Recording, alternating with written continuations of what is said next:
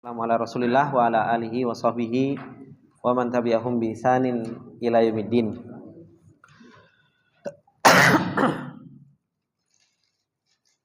Teman-teman yang dimuliakan oleh Allah Subhanahu wa taala, berbicara pembahasan yang terakhir yaitu berbicara tentang masalah al-khata'u fi shalah, kesalahan di dalam salat. Kesalahan di dalam salat itu ada tiga hal. Kesalahan di dalam sholat itu kalau enggak dia nambahin, dia ngurangin. Kalau enggak dia ragu-ragu. Kalau enggak dia ragu-ragu. Yang ujung dari kesalahan di dalam sholat itu, seseorang itu menggantinya dengan sujud sahwi. Dan ini yang banyak ditinggalkan. Terkadang seseorang itu melakukan kesalahan di dalam sholat, tapi apa? Dia nggak sujud sahwi imamnya tidak sujud sahwi. Bahkan imam ragu-ragu saja itu sujud sahwi. Imam ragu-ragu saja itu hendaknya sujud sahwi untuk menutupi kesalahan seseorang itu di dalam sholat. Maka al-khata' di dalam sholat itu ada tiga. Entah dia nambah, entah dia mengurangi, atau entah dia ragu-ragu. Pembahasan yang pertama yaitu ziyadah, berkaitan dengan masalah nambah sesuatu di dalam sholat. Ada seseorang itu yang nambah di dalam sholat itu nambah qaul, nambah ucapan. Maka nambah di dalam sholat ini yang itu nambah sesuatu ucapan di dalam sholat, maka itu terbagi-bagi. Yang pertama, min ghairi jinsi sholah, min ghairi jinsi as-sholah. Ada orang nambahin bacaan, tapi apa?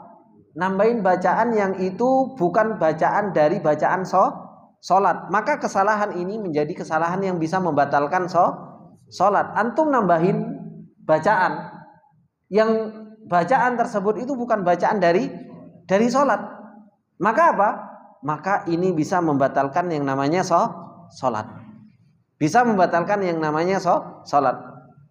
Makanya ketika antum terkadang seseorang dia subhanallah karena mungkin pengen bacaannya macam-macam, akhirnya apa? Dalam sujudnya dia baca surat Al-Fatihah. Kayaknya tambah khusyuk kalau baca surat Al-Fatihah dalam sujud. Nah, ini min jinsi sholat atau enggak? Kenapa? Karena Al-Fatihah itu masuk dalam bacaan sholat. Ini tidak membatalkan sholat. Tapi antum dalam sujud, antum baca sesuatu yang itu bukan termasuk dari bagian sholat, bukan termasuk diantara bagian sholat. Contoh, antum berdoa pakai bahasa Indonesia dan antum jaharkan itu, atau antum baca dalam surat Al-Fatihahnya, antum baca sesuatu yang itu tambahan, yang itu bukan bagian dari sholat. Antum baca Al-Fatihah, supaya tambah khusyuk ini, ana baca sekaligus terjemahannya. Bismillahirrahmanirrahim, dengan menyebut nama Allah Subhanahu wa taala yang Maha Pengasih dan Maha Penyayang. Alhamdulillahirabbil alamin, segala bentuk pujian ya Allah hanya untukmu. Supaya apa? Supaya tambah meresapi. Ini apa? Batal sholatnya. Ditambahin tapi bukan bacaan dari sholat. Maka apa? Batal sholatnya. Kalau itu min jinsi sholah, kalau itu termasuk diantara bagian dari bacaan sholat, ghairi salam, bacaan tambahan itu bukan salam, maka apa? La tabtul wala yajibu as-sujud lakin yusra. Kalau seseorang baca bacaan bagian dari sholat, seumpamanya seseorang dia baca pas sujud, dia sambil baca yang lain, bukan subhana rabbil a'la saja, tapi dia baca seumpamanya tambahan yang lain. Entah dia subhana rabbil adimi, entah dia mau baca Al-Fatihah, karena dia bacaan masih dalam bacaan sholat. Maka apa? Ini enggak membatalkan sholat. Tapi apa? Tapi disyariatkan dia untuk sujud sahwi, sunnah untuk dia sujud sahwi. Kenapa? Karena dia baca bacaan yang bukan pada pada tempatnya. Terkadang seseorang lupa kok, saking ngelindurnya, saking dia nggak ngeh apa yang dibaca, pas dia Allahu Akbar rukuk, subhana rabbil a'la, subhana rabbil a'la. Pas waktu sami Allahu liman hamidah, yang dibaca apa? Yang dibaca bacaan yang lain. Kenapa? Karena dia lagi nggak ada di tempat, gitu loh. Dan itu terkadang terjadi, terjadi. Tapi bacaannya yang dia baca itu apa? Masih bacaan sholat, maka tidak membatalkan sholatnya. Cuma apa? La yajibu sujud, gak wajib sujud sahwi, tapi yusra, disunahkan untuk apa? Untuk sujud sahwi. Nah, kalau tambahannya itu, bacaannya tambahannya itu salam. Kalau dia sengaja, dia pas waktu sujud, subhana rabbil a'la, subhana rabbil a'la, subhana rabbil a'la, assalamualaikum. Dia sengaja. Maka apa? Batal. Salatnya langsung batal. Tapi kalau dia lali, sahwan, dia mengucapkan salam dalam keadaan lupa, maka apa? In dzakara qariban atammaha wa sajada. Kalau dia ingat maka dia sempurnakan, kemudian dia sujud sahwi. In talal fasal, kalau dia waktunya sudah lama, loh tadi kok saya baca salam tadi, rakaat yang tadi. Maka apa? Maka seseorang dia batal sholatnya. Kenapa? Karena bacaan assalamualaikum warahmatullahi ini itu adalah merupakan penutup dari sholat. Dari sholat. Dari sholat. Dan termasuk diantara sunnah ya, Pak. Orang antum masuk masjid, salam kan? Ya kan? Antum masuk masjid, assalamualaikum warahmatullahi wabarakatuh. Assalamualaikum. Itu kan kita nggak dapatkan di sini kan? Orang masuk masjid, assalamualaikum, gitu kan? Kalau ada orang sholat, dia dalam keadaan sholat, jawabnya gimana? Waalaikumsalam. Nah, seperti ini. Jadi meskipun masuk masjid, salam, gitu. Dan itu anak jarang dapatkan di Indonesia. Kalau di Saudi, di Yaman, masuk masjid itu orang salam. Hah? Nggak apa-apa. Assalamualaikum, salam. Orang sholat kemudian dia pakai isyaratnya, jawabnya dengan isyarah. Waalaikumsalam, seperti itu. Maka di sini, ikhwani fillah rahimani wa rahimakumullah, tambahan ziyadah qaul, tambahan ucapan kesalahan, tambahan ucapan dalam sholat itu ada yang min jinsi sholat, ada min ghairi jinsi sholat. Kalau dia bagian bacaan sholat, maka apa? Terbagi-bagi. Kalau dia bukan salam, maka nggak batal. Kalau dia salam, terbagi lagi. Kalau dia sengaja, batal. Kalau dia nggak sengaja, dilihat waktunya apakah sudah mulai tadi atau tidak. Tapi kalau bacaan tambahan itu memang bukan bagian dari sholat, maka bisa membatalkan apa? Membatalkan sholat. Kemudian ziyadah, tambahan di dalam sholat itu berupa fi'il, berupa perbuatan. Kalau tadi berupa ucapan, sekarang berupa perbuatan. Kalau perbuatan tersebut min ghairi jinsi sholah, bukan bagian dari sholat, maka apa? Di sini terkadang dia membatalkan, terkadang dia makruh, terkadang dia boleh. Terkadang dia boleh, tambahan dari apa? Dari tambahan perbuatan. Contoh, ini merojaah ya. Kalau antum masih ingat nggak pembatal sholat? Kalau dia banyak sekali tingkahnya sampai orang mengira tidak sholat, maka apa? Tambahan tadi membatalkan sholat. Dan kadang makruh, ya kan? Kapan makruh? Kalau apa? Kalau tidak ada kepentingan. Masih ingat kan pelajaran itu kan? Dan kadang boleh. Kapan boleh? Kalau ada kepentingan, ya kan? Sholat, otok-otok kupil lah ya, gitu kan? Terkadang sholat, benak ke ini, macam-macam. Maka apa?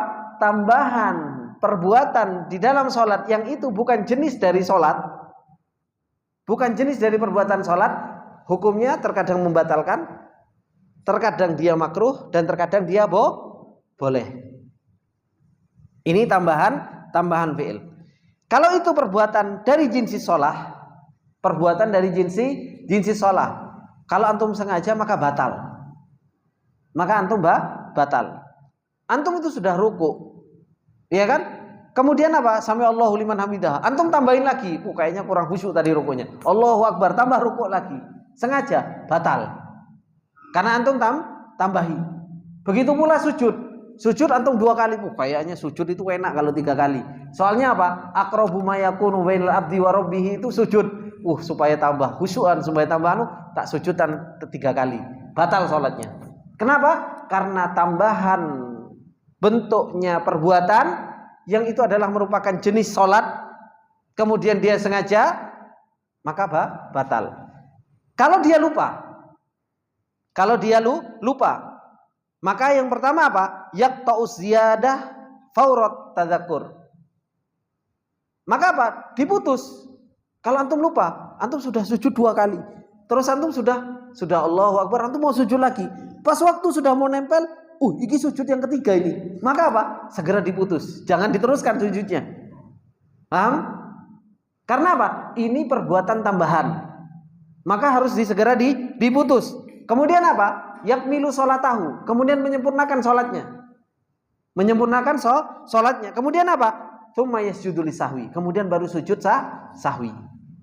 Sama seperti halnya antum nambah rakaat. Sudah nambah rakaat keempat, antum mau nambah yang kelima. Karena lupa.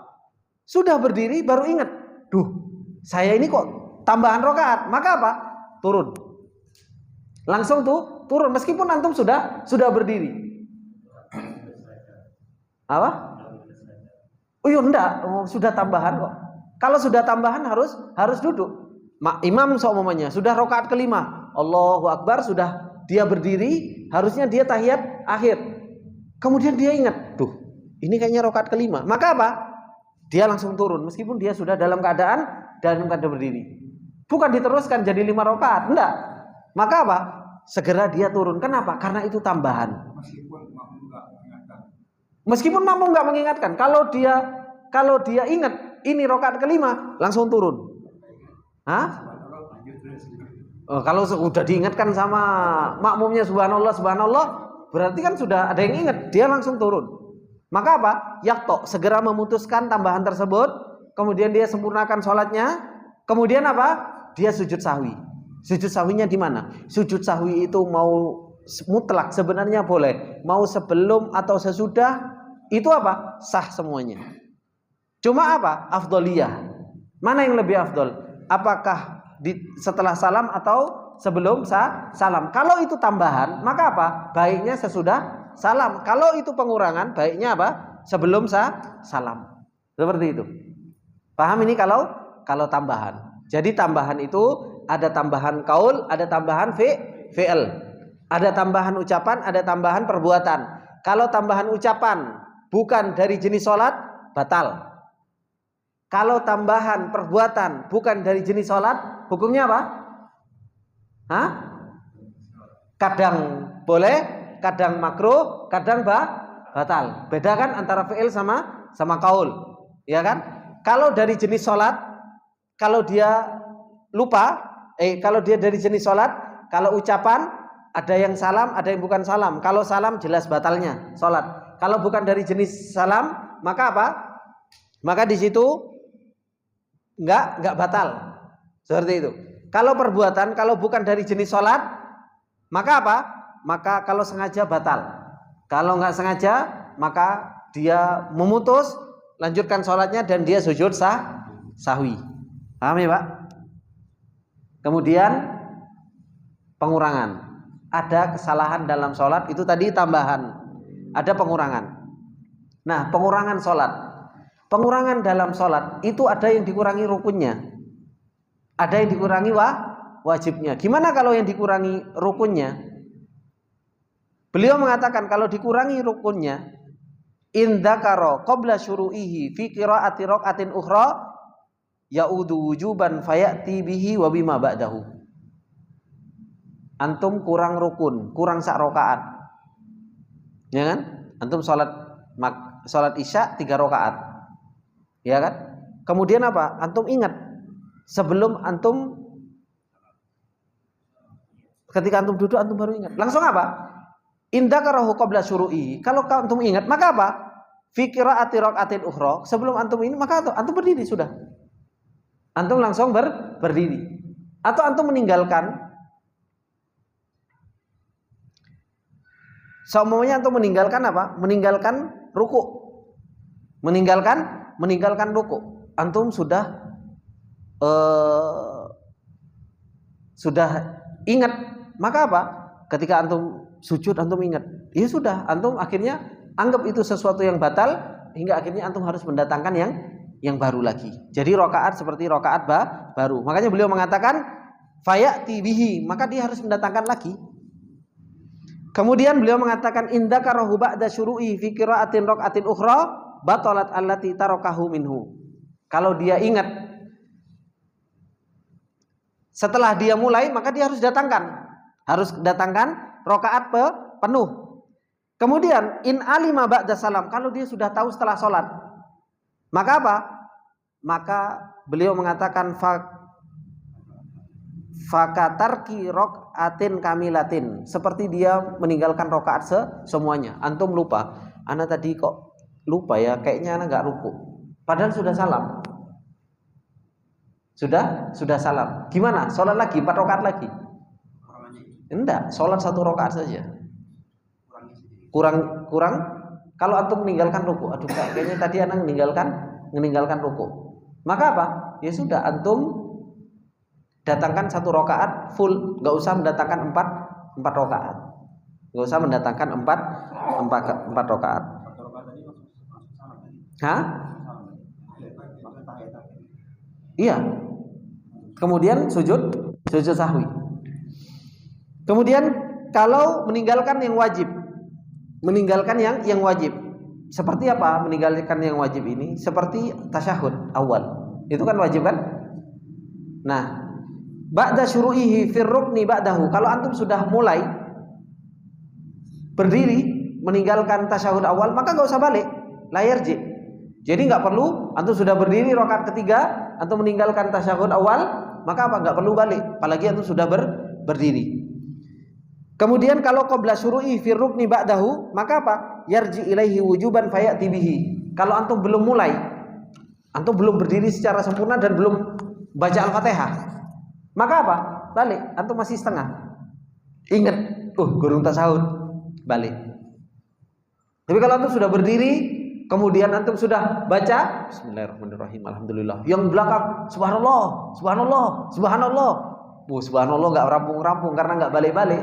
Kalau itu tasyahud awal terus, mau makmum teriak, enggak ada urusan, terus saja lanjut seperti itu. Kemudian baru datangkan sujud sahwi. Itu kalau meninggalkan sesuatu yang wajib. Maka seperti itu. Kalau rukun ditinggalkan, antum harus mendatangkan semuanya 1 rakaat. Harus mendatangkan semua satu rakaat. Tapi kalau wajib yang ditinggalkan, antum apa? Antum tergantung. Kalau antum sudah mulai ke rukun yang lain, maka tidak perlu balik. Kalau antum belum mulai, maka silahkan untuk balik. Itu kalau meninggalkan sesuatu yang wajib. Dan tetap apa? Ya sujud sahwi.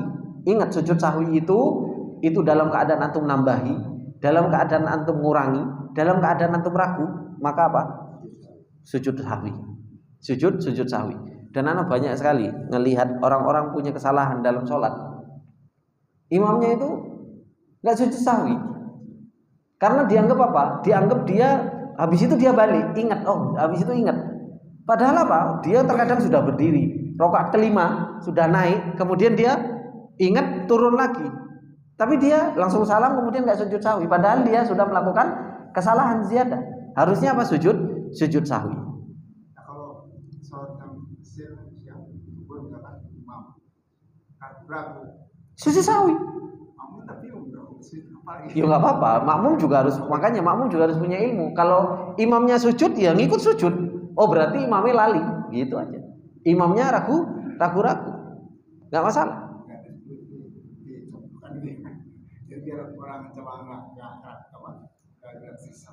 Oh iya, memang makanya semua kendali itu pada imam. Makmum itu kan yang ngikut aja. Ya kalau imamnya sujud sahwi, yang ngikut sujud sahwi. Seperti itu. Meskipun apa? Makmum nggak tahu kesalahannya. Apa yang kesalahan imam? Oh mungkin ragu-ragu, selesai. Seperti itu. Kemudian yang ketiga kesalahan di dalam sholat yaitu apa? Syak, yaitu ragu-ragu. Kalau seseorang ragu-ragu, fitar kiruknin, kayaknya aku ninggalin rukun, salah satu rukun dari rukun sholat. Contohnya baca Al-Fatihah. Tadi baca Al-Fatihah atau enggak ya? Ini kan kadang orang lupa baca Al-Fatihah atau enggak, gitu kan? Ini baca Al-Fatihah atau enggak? Wah, cepat sekali, kayaknya langsung kululu wahad kayaknya. Gitu kan? Itu terkadang ada ragu-ragu. Maka apa? Katarkihi, dianggap dia itu meninggalkan rukunnya, maka dia harus mendatangkan. Kalau dia ragu-ragu, dia harus mendatangkan. Kemudian apa? Fi adadir rakaat, di jumlah rakaat. Dan ini sering, ini telu apa loro. Bagaimana? Yang harus kita lakukan ya'khudhu bil aqall. Kita harus ngambil yang yakin, yaitu yang paling sedikit. Kemudian fitarki wajib. Begitu pula dalam meninggalkan sesuatu yang wajib. Meninggalkan sesuatu yang wajib. Ini syak. Kemudian apa? Fi ziyadah. Begitu pula dalam nambah, ini ada tambahan atau enggak, ada tambahan atau tanda, maka ini ragu-ragu, sesuatu yang ragu-ragu.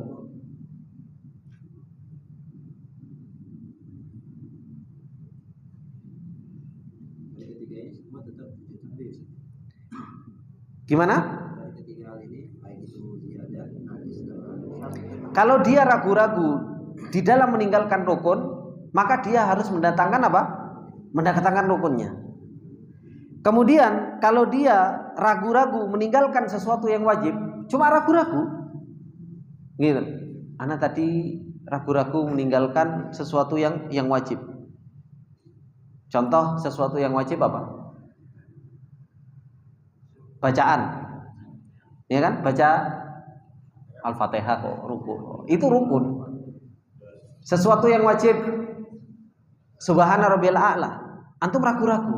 Kalau antum ragu-ragu meninggalkan sesuatu yang wajib, maka enggak sujud sahwi. Enggak sujud sahwi. Iya. Kalau antum ragu-ragu di dalam ziyadah meninggalkan apa? Kalau antum ragu-ragu ada tambahan atau enggak, maka apa? Enggak perlu apa? Enggak perlu sujud sahwi. Makanya di dalam ragu-ragu yang sujud sahwi itu antum ragu-ragu di dalam jumlah rakaat. Ini jumlah rakaat berapa ya? Jumlah rakaat berapa? Maka di situ apa? Maka sujud sahwi. Antum ngambil yang paling akal, kemudian antum apa? Kemudian antum melakukan sujud sahwi. Ini kesalahan-kesalahan di dalam sholat. Maka kesalahan di dalam sholat itu kalau enggak nambah yang ngurangi, kalau enggak ya ragu-ragu. Makanya beliau mengatakan yasihu sujudu qabla salam wa ba'dahu mutlaqan. Maka sah sujud sahwi itu sebelum salam maupun setelahnya secara mutlak. Cuma apa? Amal afdoliyah. Berbedanya itu cuma di afdoliyah. Fal afdol ayyasjuda qabla salam. Yang paling afdol itu sebenarnya sujudnya itu sebelum salam. Kecuali apa? Illa man sallama an naksi raqatin fa aktsar fa ba'dahu. Kecuali apa? Kecuali seseorang itu ada tambahan. Maka apa? Maka dia sujudnya setelah salam. Ini teman-teman yang dimuliakan oleh Allah Subhanahu wa taala. Nah, dari sini berarti antum sudah selesai tentang apa? Kitabus shalah. Subhanallah. Kitabus shalah antum sudah selesai. Kitabus shalah antum selesai, syurutus shalah, masuk dalamnya thaharah, kemudian terus ada syurutul musolli. Kemudian sholat, subhanallah, ilmunya sudah banyak harusnya. Antum kalau sudah pembagian ini kuat, sebenarnya pembagian ini kuat, antum baca kitab madhab Hambali, subhanallah, antum akan merasakan nikmatnya. Gak usah lihat panjang-panjang, antum baca saja kitabnya Syekh Sa'di, Manhajus Salikin. Itu fikih yang ditulis oleh Syekh Sa'di. Syekh Sa'di ini beliau usulnya Hambali. Atau antum baca kitabnya Syekh Shalih Al-Utsaimin, beliau usulnya Hambali. Jadi permasalahan tinggal beliau itu kasih dalil aja. Semua yang antum pelajari di sini itu kan nggak ada dalilnya. Itu di kitab Minhajus Salikin, di kitabnya fikihnya Syekh Shalih Utsaimin itu disebutkan dalilnya. Dan permasalahannya itu, oh ya ini ujungnya ini. Tinggal antum nambahi dalil-dalil. Semakin mudah antum belajar fikih. Kenapa? Karena sebenarnya pembahasannya itu sudah antum tahu secara umum, secara garis besar seperti itu. Kalau berbicara tentang masalah akhta dalam sholat, ya sudah pasti yang dibicarakan. Kalau nggak ziyadah, ya kurang, ya ragu. Berbicara tentang syurutus sholat, ada berapa? Ada 5. Ada 5 atau 6 mas? Ada 5, yakin? Ada 5 apa aja mas? Terus?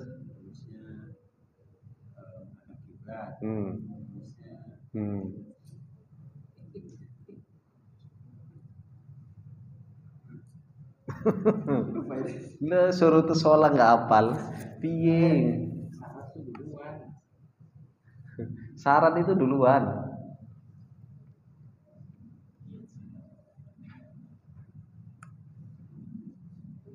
Syurutus sholat nggak hafal, piye? Gimana teman? Hah? Menutup aurat, masuk waktu, ya kan? Niat, iya 5 benar. Ya Allah, antum ini nggak hafal-hafal syurutus sholat. Nanti ditanya sama anaknya, Pak, Bah, syurutus sholat ada berapa, Bah? Nak lali aku nak nggak belajar aku nak. Susah. Ditanya syurutus sholat sama anaknya bingung. Ditanya rukun wudhu sama anaknya, rukun wudhu ada berapa ya? Duh, bingung. Ditanya rukun wudhu, bingung ada. Ya kan? Mungkin kita wudhu, antum wudhu setiap hari paling enggak itu 5 kali. Cuma ditanya rukun wudhu, bingung. Ono berapa rukun wudhu? Gitu. Padahal rukun kalau ditinggalkan ya sah, kan seperti itu.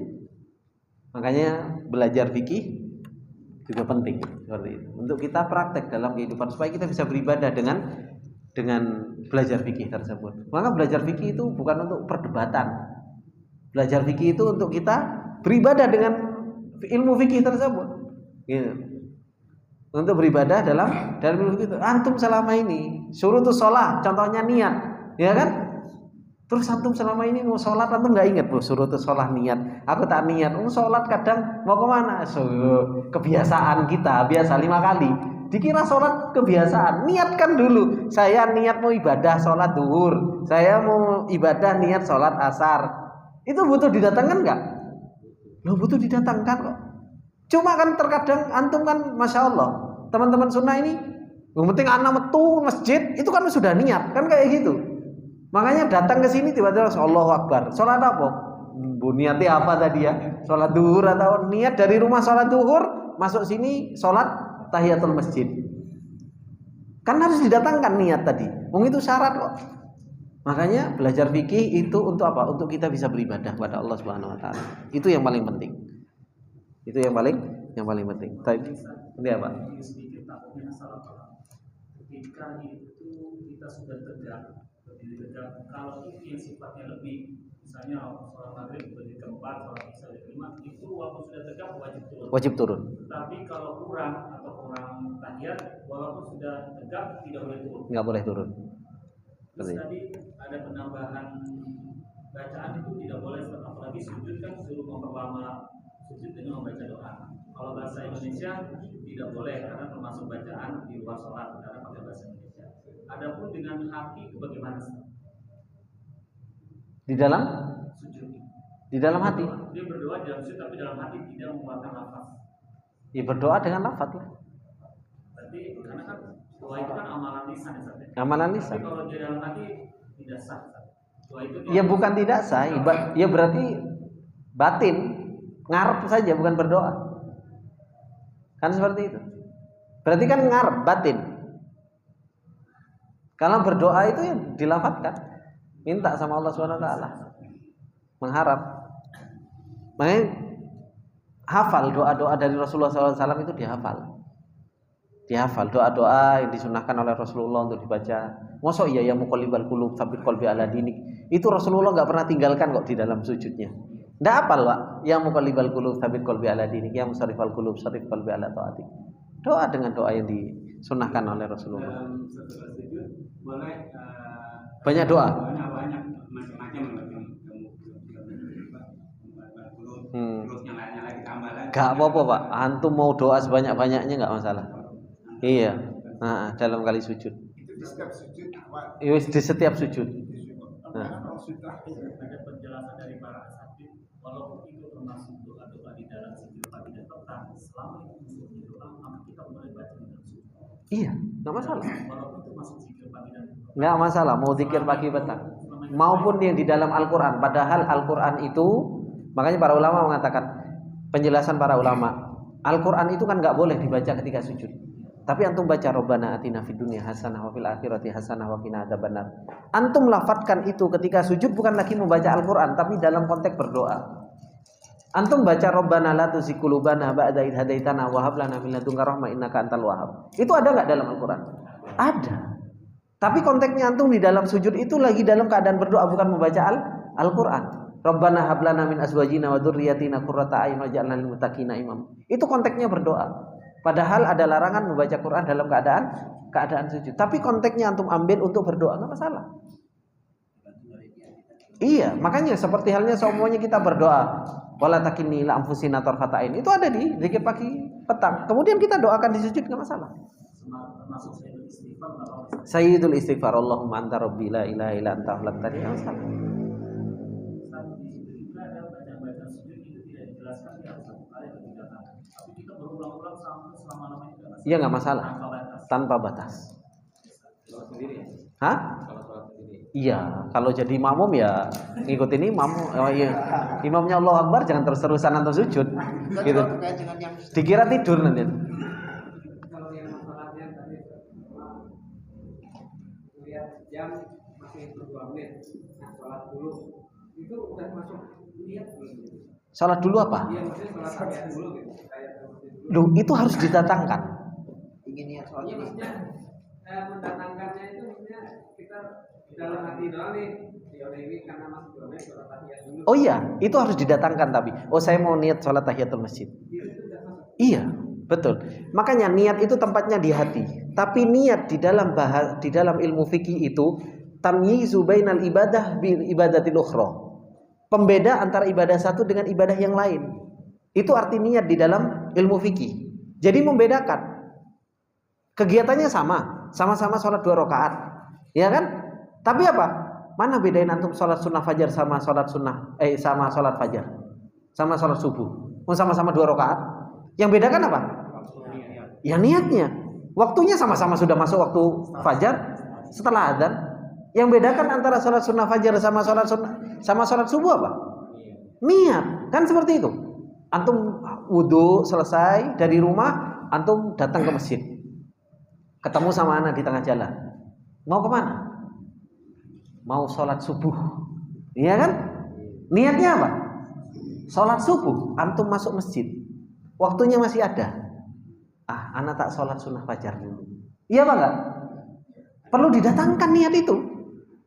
Antum niat dari rumah, makanya niat kan sudah dari rumah. Anak keluar, masa iya anak keluar ke masjid niatnya ke pasar?